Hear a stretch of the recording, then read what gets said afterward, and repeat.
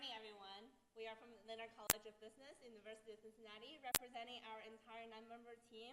Fabulous as are here today. Yan, Xiaoming, Junbo, Lixi, and myself will be giving the presentation today, Elite Variety Prediction using Linear Regression Model.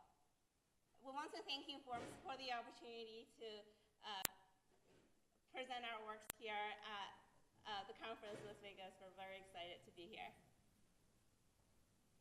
So I'll briefly talk about, give the introduction, talk about how we explore the data, prepare the data for building the model.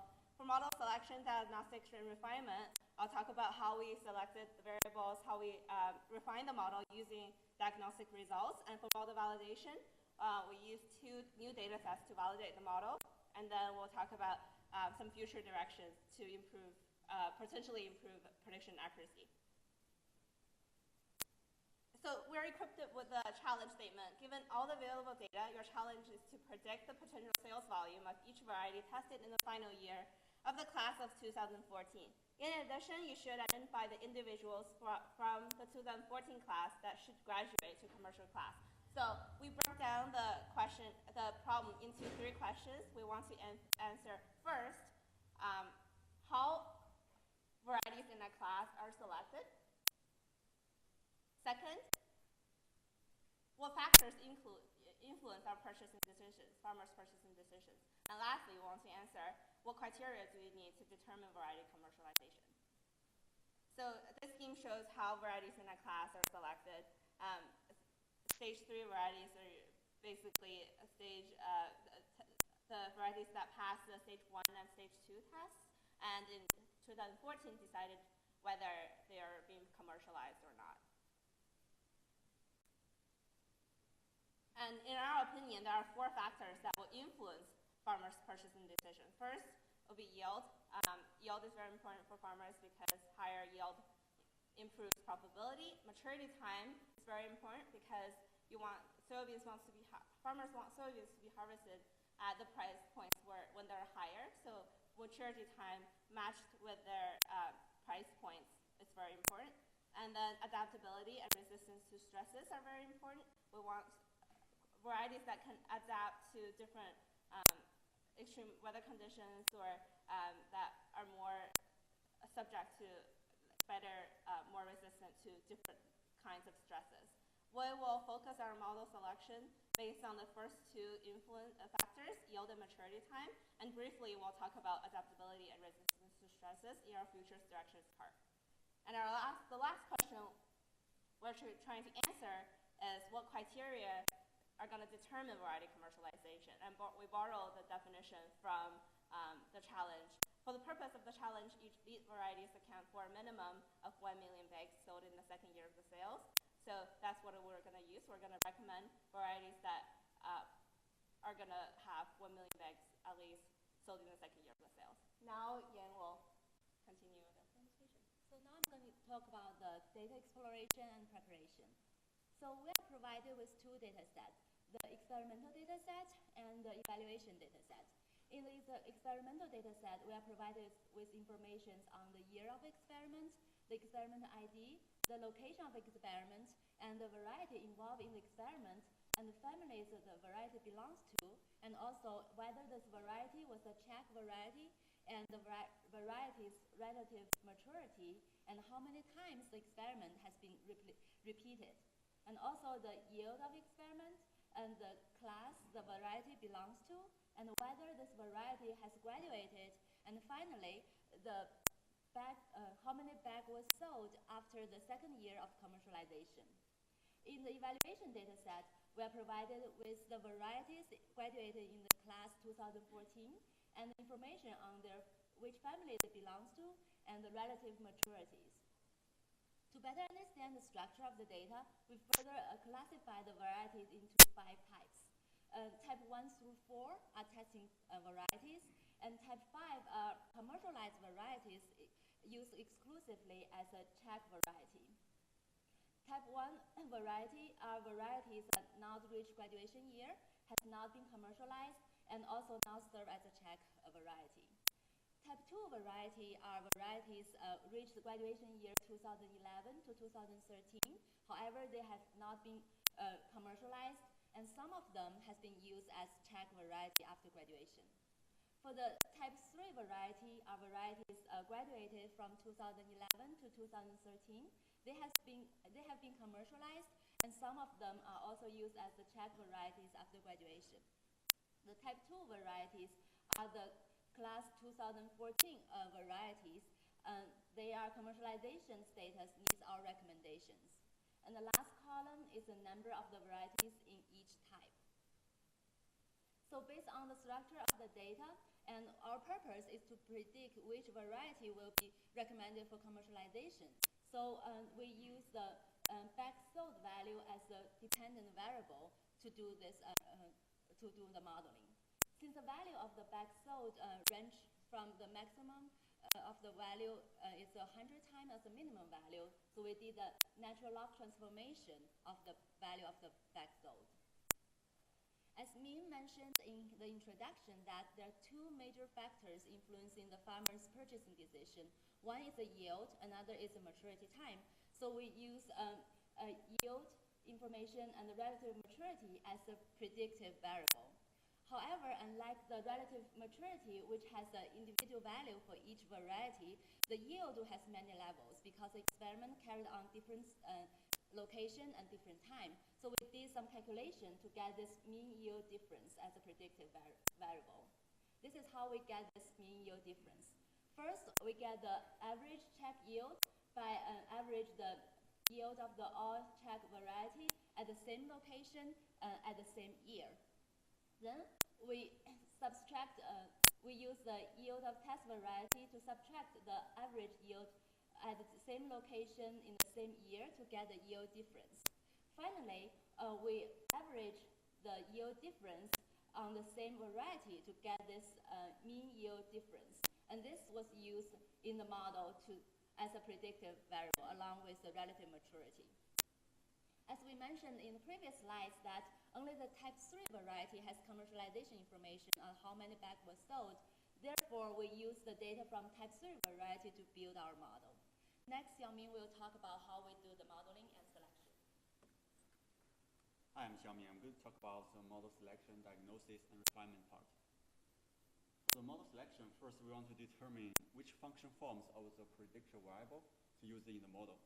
So to do that, we plot the natural log of bags sold versus the mean yield difference and also the RM. And from the data, it clearly is not linear. So therefore, we use the lowest smooth to estimate the curve line to fit the data to give us a sense what kind of function form we want to use.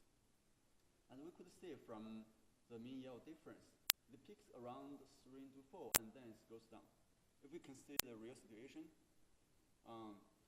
the yield of soybean somehow related to the quality of soybean. If the yield too high, the quality of the yield bean of soybean may goes down later. So therefore, there must exist a point that it has highest yield and also the highest quality. And for the RM, which is relative maturity, it peaks around 3 and then goes down.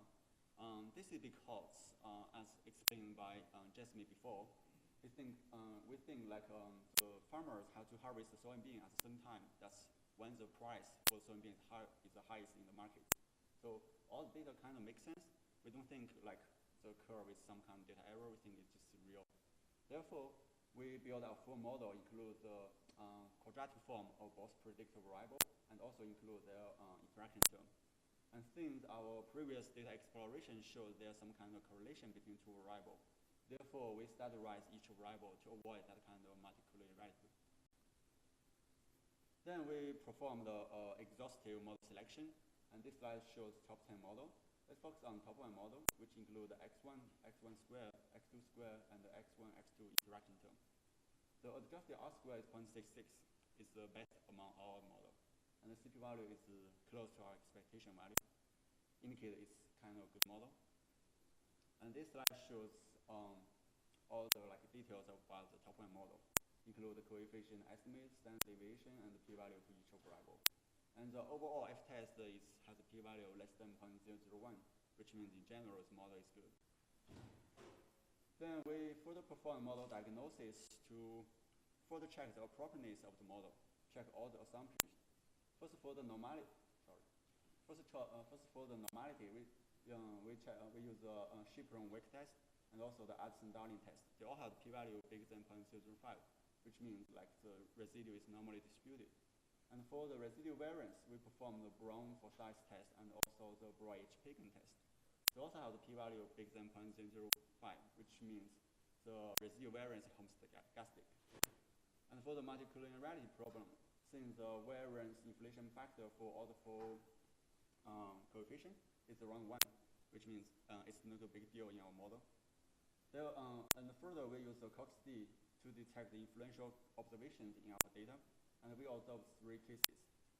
So in order to remedy that, we performed the iteratively weighted least square regression, try to remedy the issue, but the resulting model didn't significantly improve the performance. Therefore, we just keep using the original model to keep the simplicity of that. I will turn to Jimbo. Here is the model validation and variety recommendation part.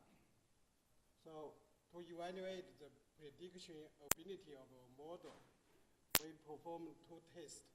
The first one is the predicted cells of type 2 virality are compared with type 3 viralities.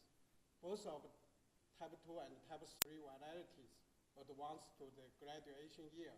However, only type 3 are selected for commercialization. So the predicted cells should be significantly different between these 2 types if our model predictions are accurate. So indeed, the student t-test p-value is a 0.0343, less than 0.05. So just demonstrating a model can be used for sales prediction. Secondly, some of the type 3 viralities were used as checks after graduation years. So the data from these experiments can be used as a replicate for the model. And with this new data set, we obtain the mean square prediction error of 3.0263 is larger than mean square error from the model, suggesting a model need further improvements. So based on the established data model, we made a sales prediction for 2014 class varieties. Here, and out of 38 varieties, 11 are predicted to be A-need varieties.